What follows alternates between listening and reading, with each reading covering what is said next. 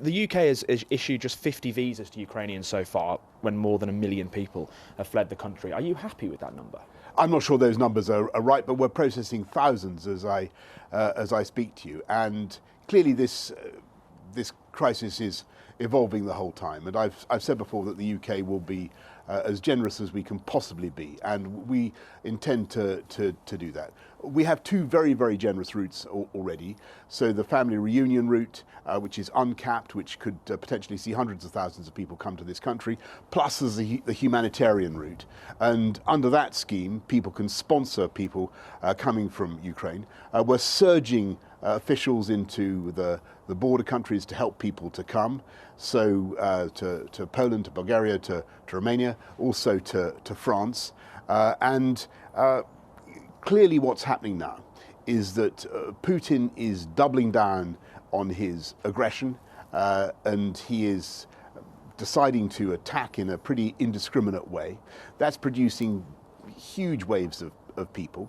We're going to have to respond to that, and we will. We've always been very generous in the way we respond to people fleeing war zones, and no country in Europe has done more to settle vulnerable people since 2015 than the UK. You say it's not 50, how many then, Prime Minister? I can't give you the number. We're processing thousands right now, and we will continue to make sure that we have a very, very generous approach. Are you considering a third route, not based on family members, not based on sponsorship, similar to the EU scheme?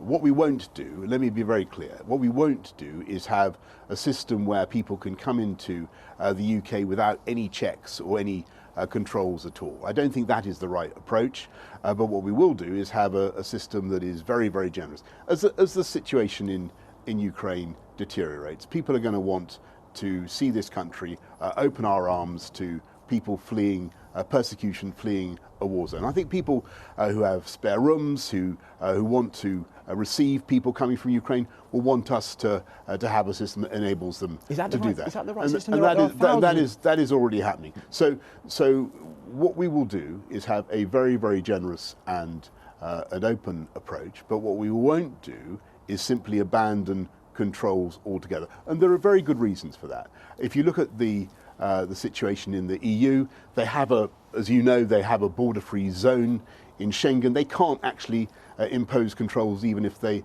wanted to. We have a different system, and I think it's sensible, given what's going on in Ukraine, to make sure that we have some basic ability to check who is coming in and who isn't. But if you look at the record of this government, just since I've been Prime Minister, we've taken more than 15,000 people under op-pitting from Afghanistan. We've had 104,000 people apply from Hong Kong, coming in fear of coming to take advantage of the British nationals overseas scheme from Hong Kong. And we are a very, very generous country. What we want, though, is control, and we want to be able to have checks. Okay. Did you intervene to secure Evgeny Lebedev a peerage when you discovered the security services thought he posed a national security threat?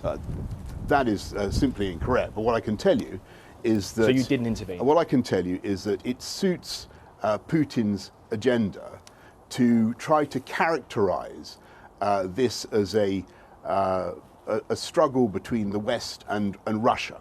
And it suits his agenda to say that the UK, that we in NATO countries are anti-Russian, or European countries are now anti-Russian.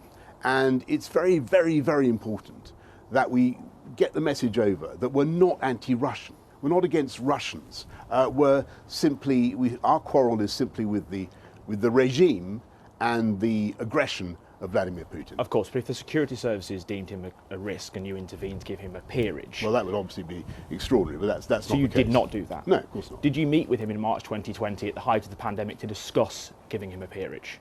Listen, it is very, very important. Did you meet with him? It is very, very important that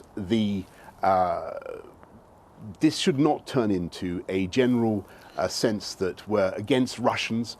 Any Russian living in the UK, any Russian who contributes to UK society should suddenly be under suspicion. That suits Putin's agenda. He's going to want to frame this as a conflict between Russia and the West. This is about the Ukrainian people, their struggle against a murderous attack on their liberty and a murderous and a violent attack on cities in Ukraine that have done absolutely nothing to deserve it. And we must not play Putin's game and somehow turn this into a witch hunt against every Russian in the UK. It's absolutely vital. We focus on what Putin is doing, and we call him out for what he's doing. And what we're doing today, what I'm doing today, if I can just explain, is I've got the leaders of Holland and Canada, Justin Trudeau of Canada, Mark Rutte of Holland here with me right now. Later on, I'll be talking to Joe Biden and other colleagues about what we can do to bring the West together and to keep the West together, because I think the unity of the West has been very, very strong during this period, and it's been something that I don't think Putin bargained for. But now that he is going for this really unrestrained attack on cities, now that he's attacking civilians in the way that he is, I think we've got to recognise that we've got to do more on sanctions, and there is more we can do and more that I think we should do. So on SWIFT, there's more that the world can do. On banking, there's more that the world can do. And I think that there is more to be done on sanctioning individuals. So that's why we're bringing in the economic measures under the economic crime bill today, and targeting individuals. Can I ask you a final question on sanctions? Yes. Labour say you're giving oligarchs a get out of London free card by allowing companies 6 months to register. They want to see it cut to like 28 days. Will you review that time period? We want to go as fast as we possibly can, but I don't think anybody looking at what is going on at the moment could credibly say that the UK has been a backmarker in this. Don't forget, we were the first country in Europe to offer military assistance to the Ukrainians for their own self-defense. We were the country that led the world on SWIFT, on freezing the assets of the Russian central bank. Look at the impact that is happening, that is having already in Russia. Their stock market still isn't open today. I think they weren't expecting the levels of Western unity and the extent of the sanctions that we're imposing. There's more to be done.